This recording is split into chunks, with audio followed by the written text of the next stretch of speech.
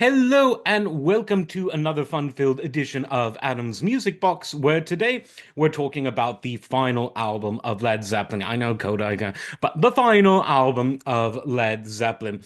And it's an album that divides fans, but it just so happens to be my favorite Led Zeppelin album, and there's a very specific reason why.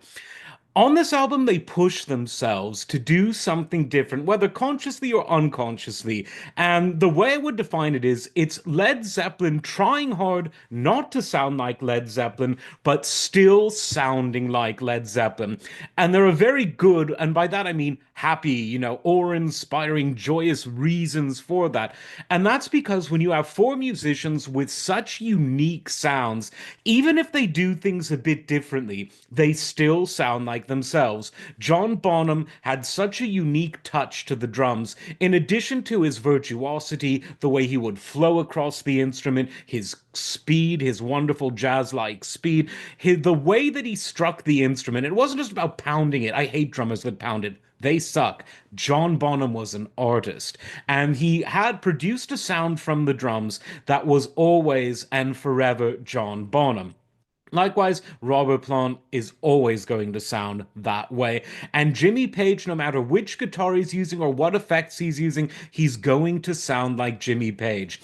Now, John Paul Jones is the one who possibly shaped this album more than anyone else, because Jimmy Page wrote a bit less on this album than he usually did, and John Paul Jones, the sort of unsung hero, but in many ways the most virtuosic of all of the members of Zeppelin, he stepped into that breach and really created some wonderful soundscapes. Well, wonderful songs, but the whole arrangements that he created using a very unique instrument. Because on almost all of the tracks, there was a featured instrument that's one of the most expensive ever made. And this is the Yamaha GX1, a huge synthesizer that looked kind of like a futuristic organ from outer space. I mean, it would have fit in well as a prop in 2001: A Space Odyssey.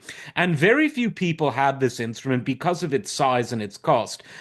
Keith Emerson from ELP had one, Stevie Wonder had one, Benny Andersson from ABBA had one, and John Paul Jones had one. I think maybe one or two other people had them, but they were rare when they first came out.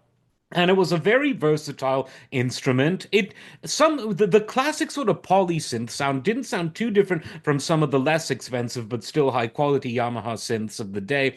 But this was just a very special instrument that looked very cool. And if you see any of the footage of Led Zeppelin at Nebworth in '79 in support of this album, you will see that wonderful keyboard instrument on stage with John Paul Jones. So for so many reasons, this album is just it passes my test of not having any filler.